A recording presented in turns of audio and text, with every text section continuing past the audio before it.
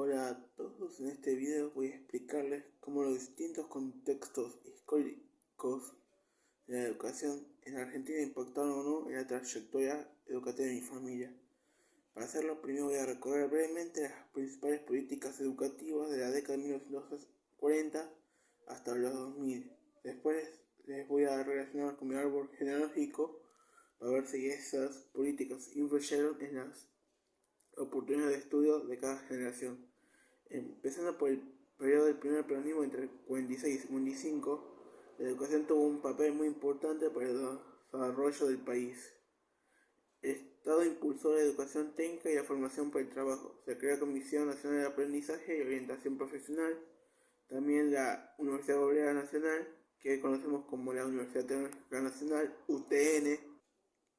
Además, se construyeron muchas escuelas primarias, se realizaron campañas para disminuir el analfabetismo y se implementaron programas sociales como los comedores escolares. Durante algunos años también fue obligatoria enseñanza religiosa en las escuelas públicas, aunque luego, claro, fue eliminada por el conflicto entre gobierno y iglesia. Al mismo tiempo, la educación tiene un fuerte contenido político, ya que los manuales escolares difundían las ideas del gobierno. Si observo en mi familia, encuentro algunos ejemplos de este contexto. Mi abuelo materno Miguel nació en 1939. Solamente pudo completar la escuela primaria. Esto refleja que aunque existió una fuerte expansión educativa, muchas personas todavía ingresaron rápidamente al mundo laboral y no continuaron sus estudios. En mi ejemplo, mi abuelo, después de irse de la primaria, trabajó para la Embajada de India como correo.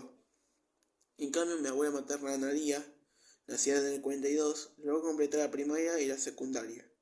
Y además realizó un profesorado de costura. Esto demuestra que especialmente para algunas mujeres comenzaron a abrirse nuevas posibilidades de formación profesional.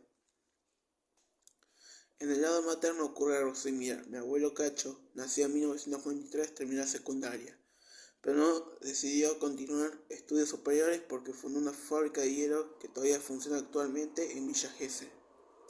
En este caso, el contexto económico permitió que el trabajo y el emprendimiento fuera una alternativa tan importante como la universidad. Por otro lado, mi abuela Silvia, de lado paterno, nacida en el 49, realizó la primaria y la secundaria y luego estudió para ser docente de grado y profesora de inglés. Esto lo puedo decir que personalmente también me ayudó cuando yo cursaba la primaria, mi abuela, pero también su recorrido demuestra cómo la expansión educativa permitió que muchas personas accedieran a carreras docentes y profesionales. Luego llegó la Revolución Libertadora entre 1955 y 1958. Después del golpe de Estado se produjo un proceso conocido como desperonización. Se eliminaron los símbolos y contenidos peronistas en las escuelas. Se intervinieron las universidades y muchos docentes fueron desplazados. Sin embargo, también se devolvió la autonomía universitaria, el gobierno y la libertad de cátedra. En esta etapa, mi familia todavía estaba formada principalmente por niños y adolescentes, por lo que el impacto fue más indirecto que directo. Sin embargo, estos cambios prepararon el sistema educativo que encontraría en las siguientes generaciones. Entre el 58 y comienzo de la década del 60 aparece el desarrollismo durante el gobierno de Frondizi. En este periodo, la educación comenzó a verse como una inversión para formar profesionales que impulsaran la industria y el crecimiento económico. Se autorizaron universidades privadas y se aprobó el estatuto docente que organizó los derechos y las carreras profesionales de los maestros. Este enfoque se relaciona claramente con la trayectoria de mi abuela Silvia como docente y también en la importancia que comenzó a tener la formación técnica y profesional dentro de mi familia. Avanzando hacia las décadas del 70 y 80, uno de los momentos más difíciles de la historia argentina durante la última dictadura militar, la educación estuvo marcada por la censura, persecución de docentes y estudiantes y el control ideológico. Además, comenzó a transferencia de las escuelas nacionales hacia provincias. Mi mamá nació en 1972 y mi tío Santiago, de lado paterno, en 1977. Crecieron durante esos años, aunque eran pequeños, realizaron parte de su escolaridad en un sistema que todavía estaba influenciado por el contexto de control y disciplina.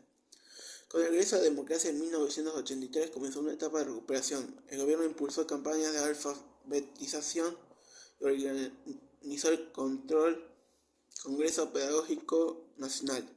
para debatir el futuro de educación pública, aunque las dificultades económicas limitaron muchas reformas. Volver a la libertad de pensamiento dentro de las escuelas también. En mi familia esto coincide con una generación que tuvo mayores oportunidades educativas. Mi tía Lili, nacida en 1967, realizó primaria, secundaria e ingresó a la universidad para estudiar kinesiología, pero aunque abandonó la carrera después de 2 años, pudo acceder a la educación superior, algo que no habría ocurrido en generaciones anteriores.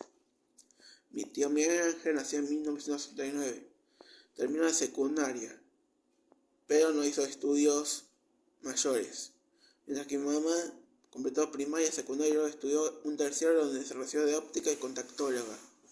Eso demuestra que la educación superior comenzaba a ser una posibilidad cada vez más común. Durante la década de 1990 llegó las reformas neoliberales del gobierno de Carlos Menem. Se transfirieron definitivamente las escuelas a las provincias, se aprobó la Ley Federal de Educación y se organizó el sistema con la EGB y la Plurimodular. Si bien aumentó la obligatoriedad escolar, también crecieron las desigualdades entre provincias debido al financiamiento estatal. En mi familia, trayectorias muy diferentes. Mi papá nació en el 74, no terminó la secundaria porque estaba muy difícil. Luego realizó un curso de mecánica para incorporarse al mundo laboral. En cambio, mis tíos paternos, Fernando y Santiago, sí realizaron la secundaria y continuaron estudiando. Mi tío Fer eligió diseño gráfico y Santiago se especializó en informática. Eso muestra que incluso dentro del mismo contexto histórico, decisiones personales y las oportunidades familiares también influyen en la continuidad educativa. A partir de 2000, después de la crisis de 2001, el Estado volvió a darle prioridad a la educación pública. Se aprobaron leyes muy importantes como la Ley de Educación Nacional, que declaró educación un derecho social, Ley de Financiamiento Educativo, que aumentó la inversión, la Ley de Educación Técnico Profesional, que fortaleció nuevamente las escuelas técnicas. Estas políticas se reflejan claramente en mi generación y en la de mis primos. Mi primo Seba, nacido en el 87, estudió programación. Mi primo Fernando, nacido en 1991, terminó la secundaria. Mi prima Flor realizó una escuela técnica y actualmente estudia pastelería. Mi prima Magali, nacida en el 98, estudió hostelería en la UADE, sede en Pinamar. Mi primo Matías, nacido en el 2001, actualmente estudia informática. En mi caso, nací en 2007.